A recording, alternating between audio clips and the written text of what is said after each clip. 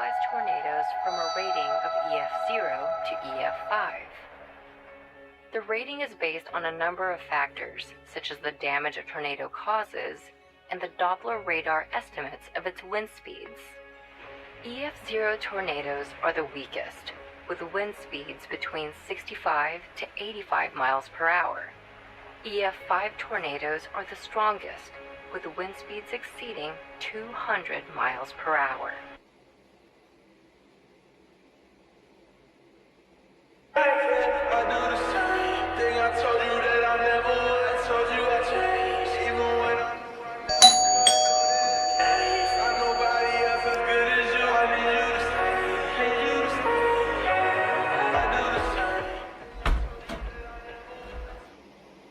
ആ നീയായിരുന്നോ? എന്നടാ എവിടെയെങ്കിലും പോവായിരുന്നോ? അല്ലടാ, ഞാൻ പറയാം.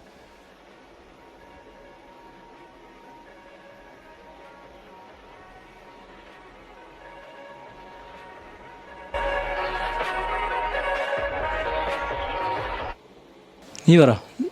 കോളേജിൽ മീഡിയ ഫെസ്റ്റ് ഉണ്ടായിരുന്നു, ഫിലിം പ്രദർശനമൊക്കെ ഉണ്ടായിരുന്നു. അത് കഴിഞ്ഞ് വരുന്ന വഴിയാണ്. നീ ഇരിക്കേ, ഞാൻ വരാം.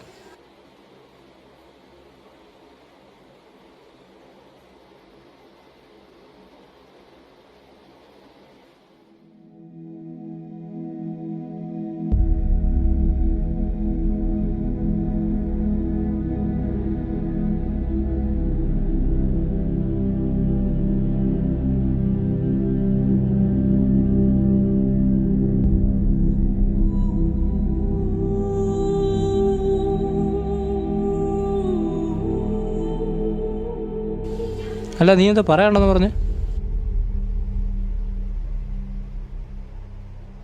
അത് പറയാം. നിന്നെ കണ്ട് കുറേ നാളായല്ലോ. അതമ്മ, കോളേജിൽ കുറച്ച് തിരക്കുണ്ടായിരുന്നു. എന്താണ് കാര്യം?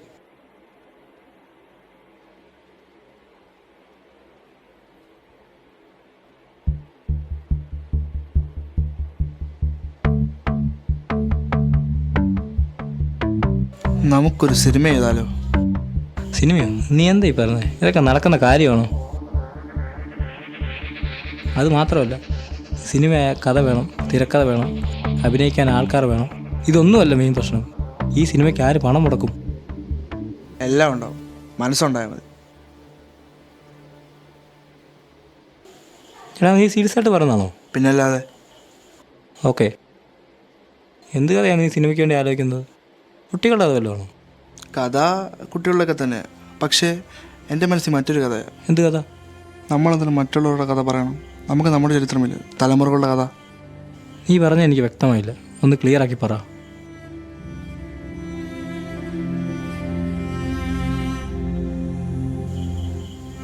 ഞാൻ ഉദ്ദേശിച്ചത് പൊയ്യൽ ശ്രീകുമാര ഗുരുദേവൻ്റെ ചരിത്രമാണ്. PRDSൻ്റെ ആവിർഭാവ ചരിത്രം.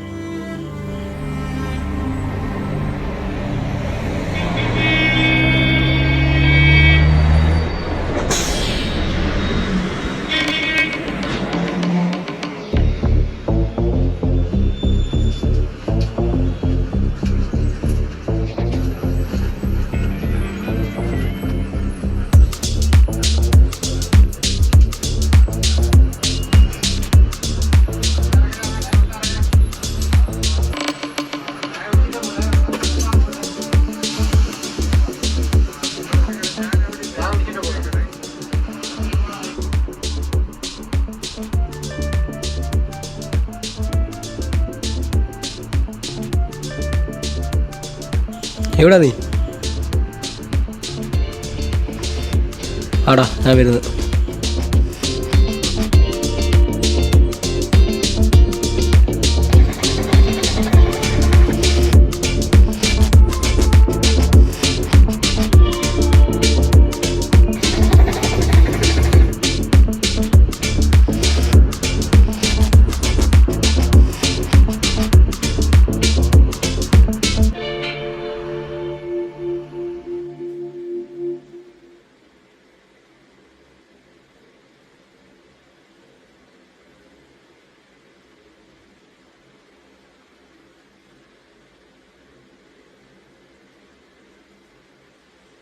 ചേട്ടാ 2 ചായ. കഴിഞ്ഞ ദിവസം ഞാൻ ഒരു സിനിമ റിവ്യൂ വായിച്ചു, കമ്മട്ടിപ്പാടത്തിൻ്റെ. ശരിക്കും പറഞ്ഞാൽ ഇത്തരം സിനിമയൊക്കെ തെളിവരെ എങ്ങനെ അഡ്രസ്സ് ചെയ്യുന്നല്ലേ? ഭീകരതയുടെയും വയലൻസിൻ്റെയും ഒക്കെ ഒരു മുഖമല്ലേ അതിൽ കാണുന്നത്? നീ പറഞ്ഞ ശരിയാ. യഥാർത്ഥ ദളിത് ജീവിതം അങ്ങനെയാണോ?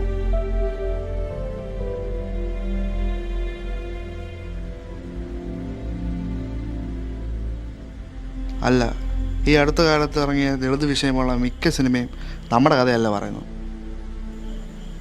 അതൊക്കെ പലതും ഹിറ്റുകളായി കഴിഞ്ഞു.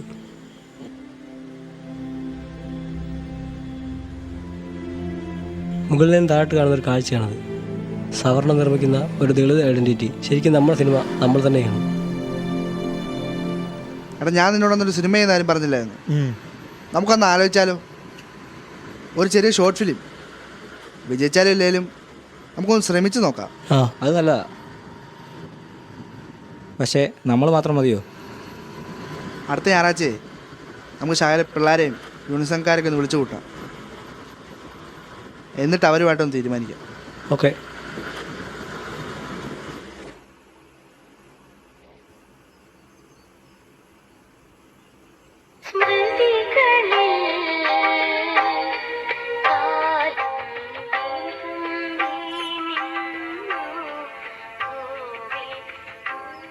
എടി, അടുത്ത ആഴ്ച അവിടെ ഉദ്ഘാടനത്തിന് പോകുന്നുണ്ട്. പോകണമെന്നുണ്ടടി. ഒക്കുവാണെങ്കിൽ പോകും. എല്ലാവരോടും പറഞ്ഞിട്ടൊക്കെ ഇല്ലടാ. എല്ലാവരും ഇപ്പോൾ അനുജിത്ത, നീ എന്നാ വന്നേ? 2 ദിവസമായി ആൻറ്റി.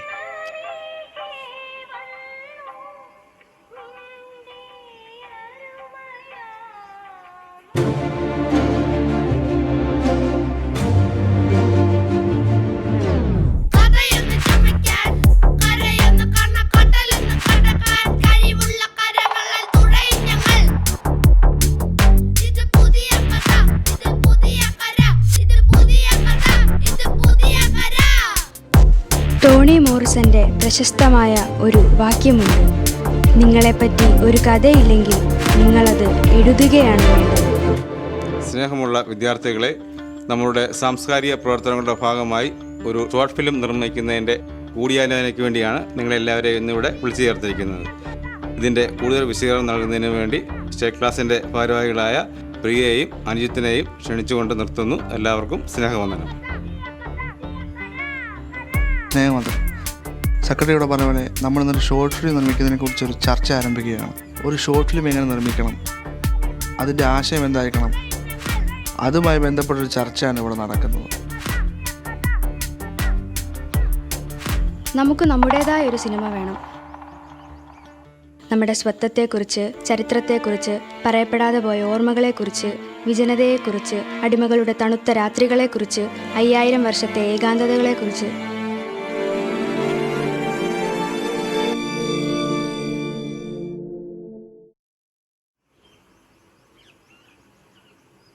രാഹുലില്ലേ അമ്മേ? അവൻ ഉറങ്ങുക. നിങ്ങൾ കയറിയിരിക്കെ, ഞാൻ അവനെ വിളിക്കാം.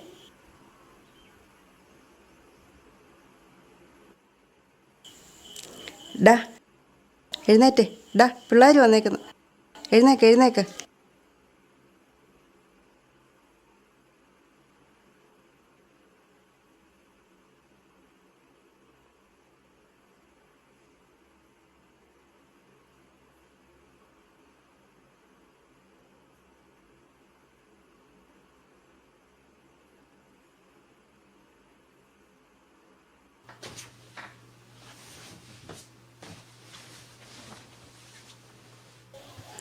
എല്ലാവരും ഉണ്ടല്ലോ. എന്താടാ എല്ലാവരുടെ? നീയല്ലേ ഈ നാട്ടിലെ എഴുത്തുകാരൻ, അപ്പം നിന്നെ ഇവിടെ വന്ന് കാണണ്ടേ? എടി, നീ എൻ്റെ കളിയാക്കൊന്നും വേണ്ട. എന്താണ് എല്ലാവരുടെ? എന്തോ ദുരിതാശം ഉണ്ടല്ലോ. എന്താടാ ശ്യാമേ? എടാ, ഞങ്ങൾ റിക്വസ്റ്റ് ആയിട്ടാണ് വന്നിരിക്കുന്നത്. നീ നോ പറയരുത്. എന്താടാ ശ്യാമ, നീ കാര്യം പറ. രാഹുൽ, അത് പിന്നെ നമ്മൾ ഷോർട്ട് ഫിലിം ചെയ്യുന്നവരെ ആലോചിച്ചായിരുന്നു. ഒരു PID സ്റ്റോറി, അതിനൊരു കഥ വേണം. ഓ, അതായിരുന്നു. ഞാനങ്ങ് പേടിച്ചു പോയി. അത് നമുക്ക് സെറ്റാക്കാമല്ലോ. ഒരു കഥ എടുത്താൽ പോരെ? എവിടെ നിന്ന് എടുക്കാൻ? അത് നമുക്ക് അന്വേഷിക്കാം. എടാ, ഞങ്ങളത് കുറേ നോക്കി. പറ്റാത്തവനാ നിൻ്റെ അടുത്ത് വന്നേ. നീ ഒരു കഥ എഴുതണം. ഞാനോ? ആ, നീ തന്നെ. നിങ്ങളെന്താ ഈ പറയുന്നത്? ഞാനങ്ങനെ കഥയൊന്നും എഴുതിയിട്ടില്ല, പ്രത്യേകിച്ചും PIDസിൻ്റെ കഥകൾ. അല്ല, അതൊക്കെ എങ്ങനെ എഴുതാമെന്നാണ് നിങ്ങൾ വിചാരിച്ചിരിക്കുന്നത്? അതൊന്നും പറഞ്ഞാൽ പറ്റില്ല. നമുക്കൊരു കഥ വേണം. നീ എഴുതിയേ പറ്റൂ. ഞങ്ങൾ പോയിട്ട് അടുത്ത ദിവസം വരാം.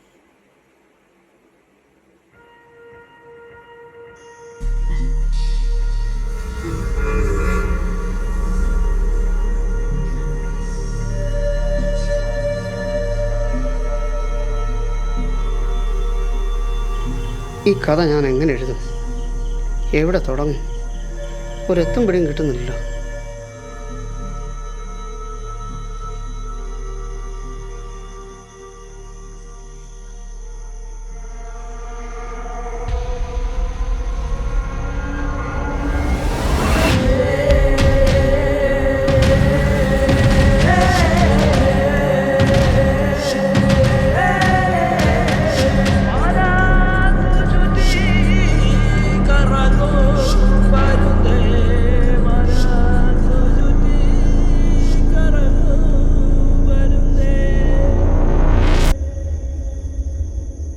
ആരാ? മനസ്സിലായല്ലോ. രാഹുലിൻ്റെ വീടല്ലേ ഇത്? അതെ, ഞാനാ രാഹുൽ. ഞാൻ മോനെ ഒന്ന് കാണാൻ വന്നതാ. ഞാനൊരു സഭക്കാരനാണ്. വാ, കയറിയിരിക്കേ. എനിക്ക് മനസ്സിലായില്ല, എവിടുന്നാ വരുന്നേ? അല്പം തെക്കുന്നാന്ന് കൂട്ടിക്കോ. മോൻ എന്തേലും ചെയ്യുകയാണോ? ആ, ഞാനൊരു കഥ എഴുതാനിരിക്കുകയായിരുന്നു. എത്ര ആലോചിച്ചിട്ട് ഒരു തുടക്കം കിട്ടുന്നില്ല. മോനെ, ഏത് കഥയാണ് തുടങ്ങുകയും അവസാനിക്കുകയും ചെയ്യുന്നത്? എന്നാലും ഒരു തുടക്കം വേണ്ടേ? 5000 വർഷം പുറകിൽ നിന്നും നിനക്കൊരു കഥ തുടങ്ങാൻ പറ്റുമോ?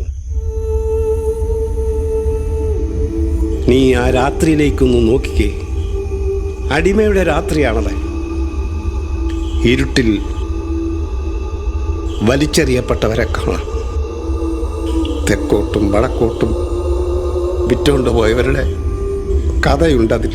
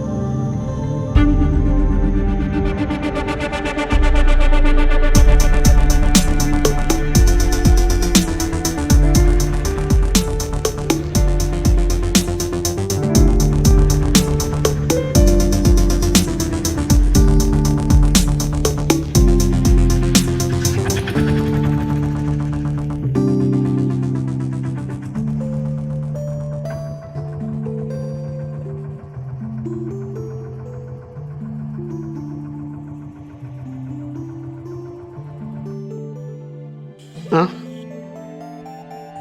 എന്താണ് തിരക്കഥ? ഇപ്പോൾ എഴുതാവുന്നൊരു ആത്മവിശ്വാസമുണ്ട്. കുറേ ആലോചിച്ചു, ഇരുന്നും നടന്നും കിടന്നും ഒക്കെ. ആ, പിന്നെ ഒരു സംഭവം ഉണ്ടായി. 1-2 ദിവസം മുമ്പ് രാത്രിയിൽ എന്നെ കാണാൻ ഒരാൾ വന്നു. ഒരു പ്രായമായ ആളാണ്. അല്ലേ ചിലപ്പോൾ ഞാനത് ഉപേക്ഷിച്ചേനെ. ആരാ അത്? അതൊന്നും പറഞ്ഞില്ല.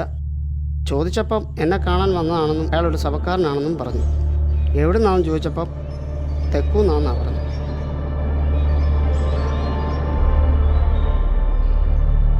അതുപോട്ടെ, അയാൾ കഥ വല്ലതും പറഞ്ഞു?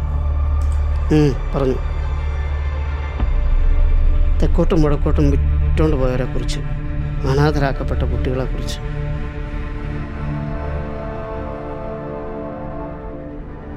ഇരുട്ടിനെ വജ്രസൂചി കൊണ്ട് കീറുന്നത് പോലെ ഒരു പ്രകാശവഴി ഞാൻ കണ്ടു.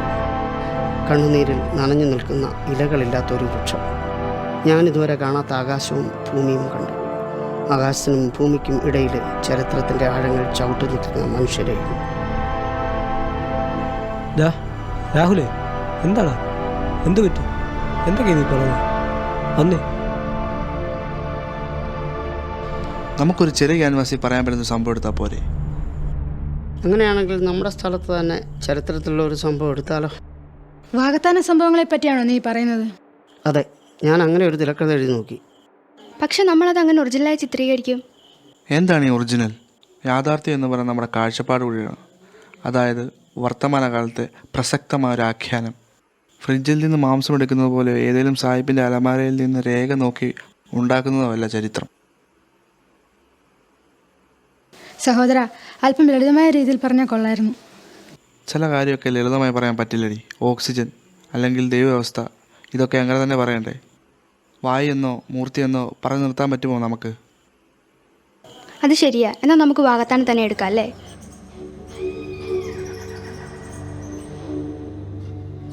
സീൻ 1, രാത്രി മുക്കാലിക്കുന്ന്.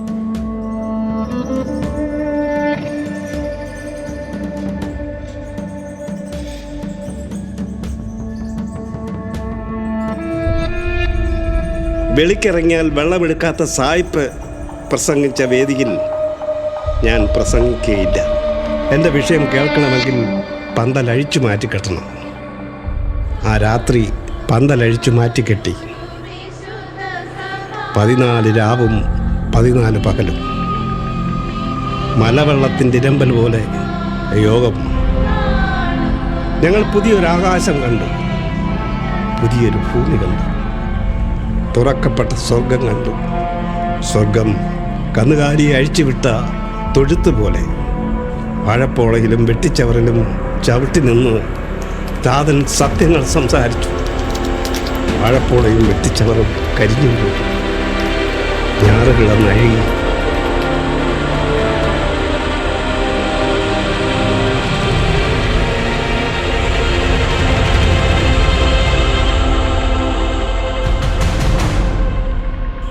ശത്രുക്കൾ പന്തലിലേക്ക് ഇരച്ചു കയറി.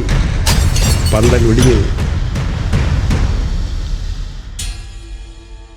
7 ദിവസമായിരുന്നില്ലേ വാഗത്താനത്തെ യോഗം? 7ാമത്തെ ദിവസമാണ് ലഹളയുണ്ടായതായി പറയപ്പെടുന്നത്.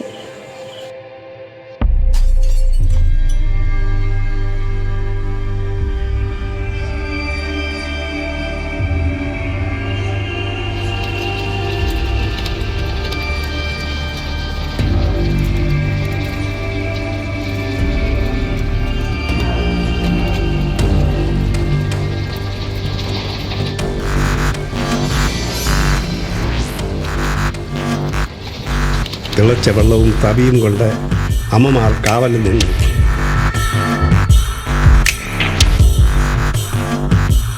അപ്പച്ചനും സ്ത്രീ വേഷം കെട്ടി. ഇടവും വലവും അമ്മമാർ.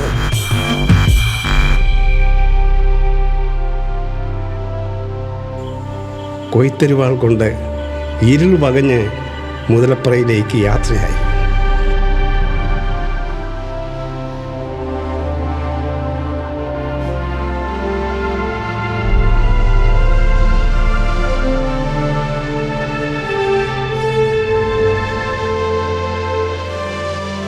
പുലർച്ചയോടെ മുതലപ്പുറയിലെത്തി. അവിടെ നിന്നും വലിയ താന്നിക്കുന്നിലേക്ക്.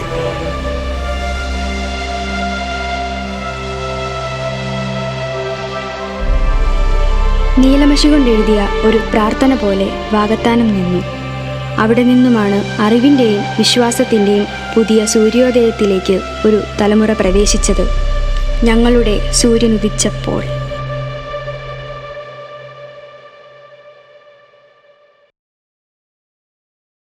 Thank you.